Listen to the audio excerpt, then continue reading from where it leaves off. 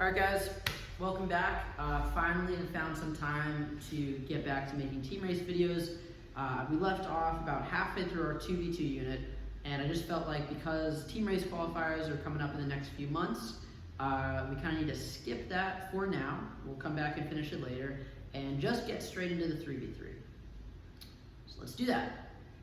Okay, so here we are, 3v3 plays. First of all, we need to define a new word, which is stable. And what stable means is a winning combination that is hard to break up just inherently to the order that the boats are in. So what does that mean? Okay, so as a rule of thumb, having your teammates together makes a combination balanced. So, give you an example, this will help you make more sense. A 2-3-4, or play 2, is considered the most balanced play in team racing. We have 3 teammates together, right? If we had 2 teammates together, that would be balanced, but less balanced. So having all 3 teammates together is incredibly balanced.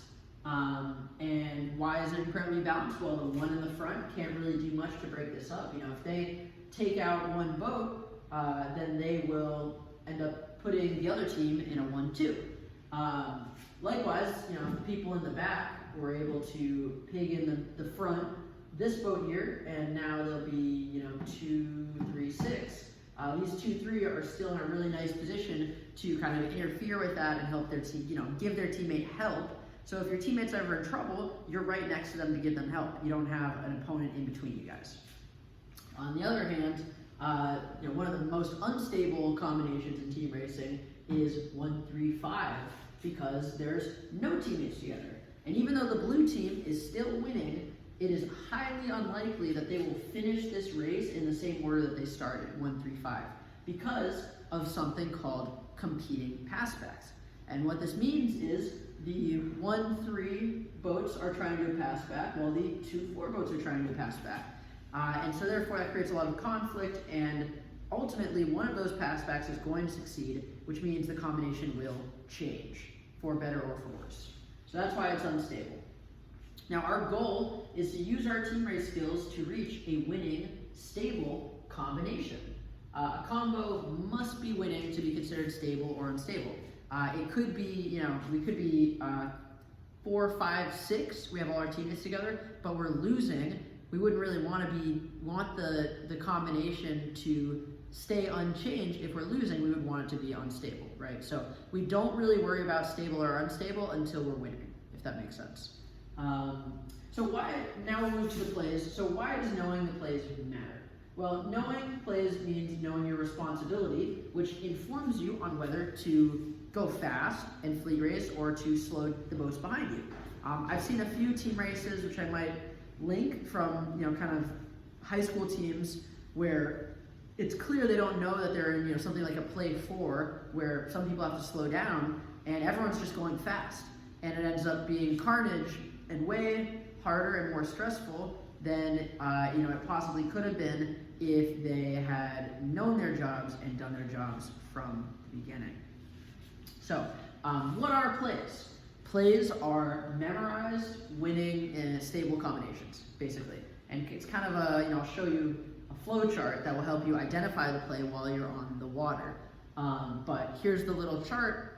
You may have seen this before. It's been circulated, you know, all over, but this is basically, you know, what it is. So in the columns, we have the stable combination for the play, we have the unstable combination for the play that's still winning, and we have kind of a keyword that will help you to understand.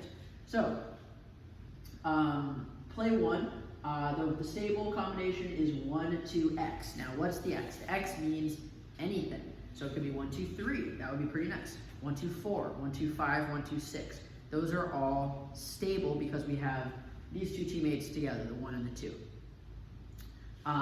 Now, in the unstable play 1, we have a 1-3 anything. And with the 1-3 anything, you know, we're still winning. The points will always add up to, even 1-3-6 will add up to 10 or less, so we're winning. But it's a hard combination to maintain, and it's going to change rapidly. So we would like to complete the pass back between the 1 and the 3 and reach our stable combination, which is easier to maintain. Hopefully that makes sense. The keyword here is ace. So once you've reached the 1-3, your X boat, the boat that's, or sorry, 1-2, once you reach the 1-2, your X boat, so the boat who is not the 1 or the 2, is going to ace, which means they're going to slow the boats behind them, try and open up a gap, which will turn it into either a 2v2 or a 2v1 in the front. So you have either like 1-2, and then the other team is 3-4, and then big gap behind, or you turn it into a 2v1. So if they're able to take out a number of boats behind them, or it could be just 2 boats free, right? The idea is just to cause some carnage and spring your teammates into a breakaway. Breakaway, play 1, meaning the 1-2 are super far ahead of the fleet. So that's play 1. Play 2 is 2-3-4. That is the stable combination. Like I alluded to before, a lot of teams love play 2, and sometimes they may even give up the 1 to go play 2 because it's such a powerful combination in team racing. The other part of play 2 is, the other combination is 2-3-5, which is unstable because there's a competing pass back here. The opponents will be in a 1-4-6, so there's a pass back happening there. And so therefore it is pretty unstable, but it's still winning. So you want to hopefully perform the 3-5 pass back and get to 2-3-4, 2 stable combination. The key here is 2 boats in last. So you want 2 boats on the opponent's team in last in the 5-6, and then you want to balance them so they're evenly in the 5-6. Finally, we have play 4. Play 4 is unique in that it has no combinations other than the stable one that are winning. So there's only one combination that wins in play 4, and that is 1-4-5. And even that combination is not stable because there are competing passbacks. Play 4 and play 2 are opposites of one another. So if you're in 1-4-5, the opponents are in 2-3-6, right? If you're in any of the other combinations that are considered part of play 4, same thing. Your opponent is trying to do play 2. And so therefore, play 4 is extremely unstable, and the only way to make it stable is by gapping, doing something called a 4-5 gap. So the 5 wants to slow the race down behind and slow down the 6. The 4 wants to push the opponent's 2-3 and create a nice big gap between the 4 and the 5. Okay, so now we'll talk about the 3 states of team racing that kind of you'll be thinking while you're racing. So we're either stable, we're running a play, or we're chasing. So chasing means losing. So if you don't have losing, no, 1, or 2. So if you don't have the 1, so you can't go play 1 or play 4, and you don't have the 2, so you can't go play 2, then you would have the 3, ... right? You have the 3, 4, 5, or 6, right? And at that point, you're chasing, you're trying to team race, you're trying to do pig in the front, and fleet race, you're trying to go really fast, do pig in the front, try and catch up, right? So that's chasing. Stable is being in one of these combinations in this tab. That's stable. And stable, you just need to maintain that combination through balancing, okay? Running a play means being in any of these combinations plus 1, 5, 6, 1, 4, 6. Plus being in these are losing combinations, but they're not, we don't need to chase, right? So they're not chasing, they're part of play 4. And so that, anything in this column would be running a play. We're doing team racing to try and get into this unstable winning combination, and then eventually, using our team racing, we can upgrade it and reach stable. So ideally, you can go through chasing, through running a play, and then eventually reach stable. Some races, you may, your opponent may make a mistake on the start line, be over, or foul and be spinning, and you'll just start it in stable, right?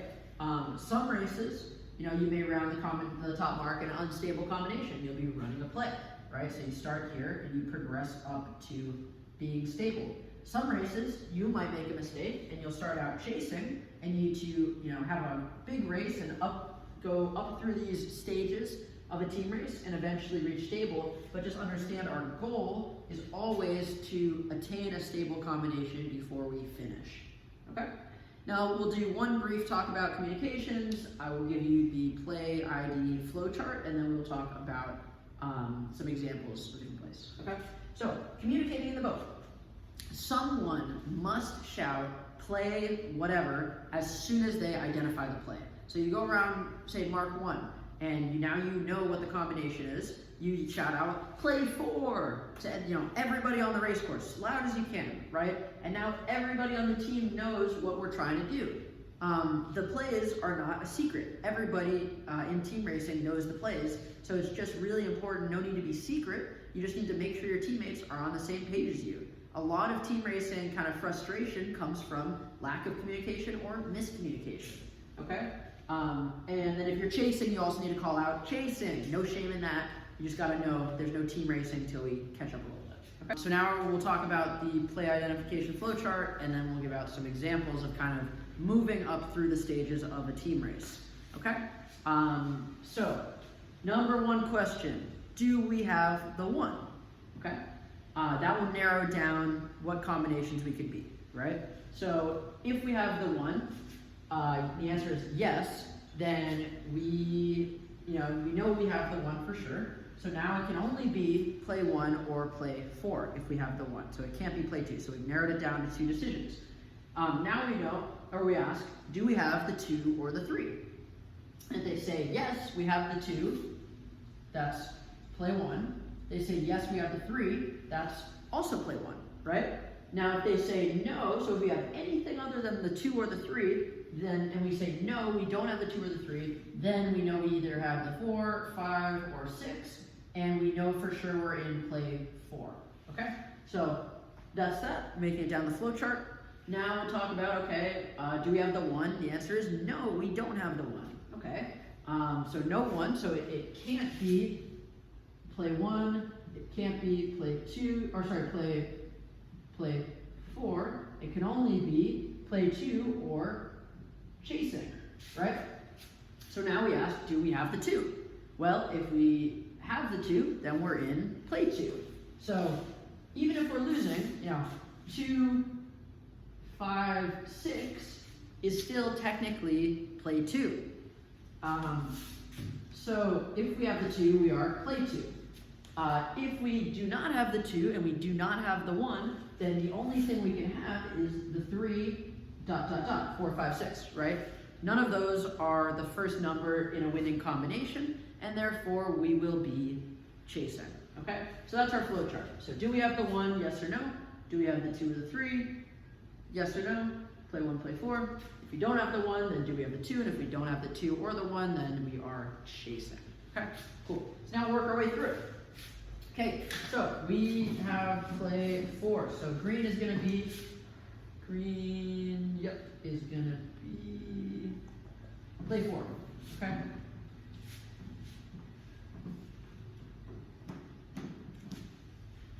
Hopefully you guys can see this. These boats are freaking huge.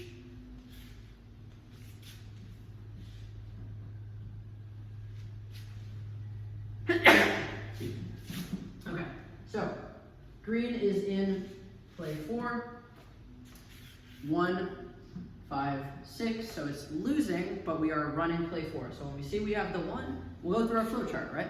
Do we have the 1? Yes, we do have the 1.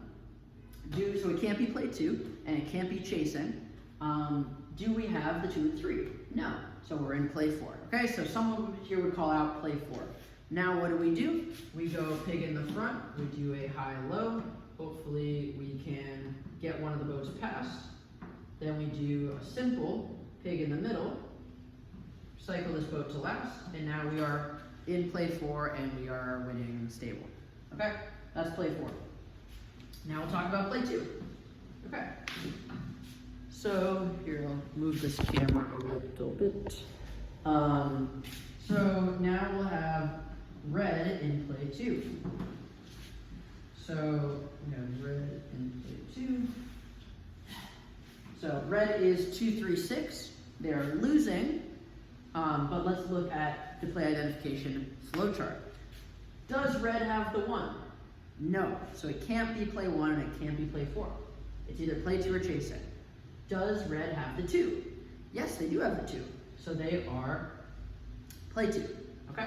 Now what red is going to do is they're going to double team the green boat until these two are balanced. We're going to split off. We're going to slow these two boats. Get the red up the middle, and now we are play 2. Okay?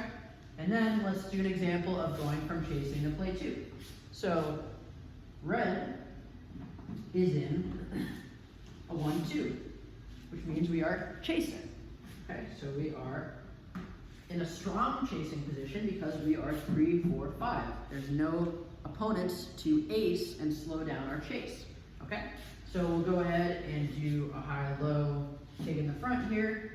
Hopefully we can get one of our teammates past. Now the play has changed. Now let's check again. So now that the play has changed, what does the flowchart say? Do we have the 1 as green? We do not have the 1. So we are not play 1, we're not play 4. Do we have the 2? Yes, we have the 2. Play 2. Okay, so somebody here would call out as soon as this boat gets into 2, play 2. And now we're going to ignore the 1, let them go away, they do not matter, and we're going to execute play 2. Send them forward, and now we are play 2. Okay, so those were a couple examples of kind of how we progress through the plays, from chasing all the way up to a really nice combination, nice stable combination. Okay, so I hope this video was helpful for you to understand the race strategy of a team race.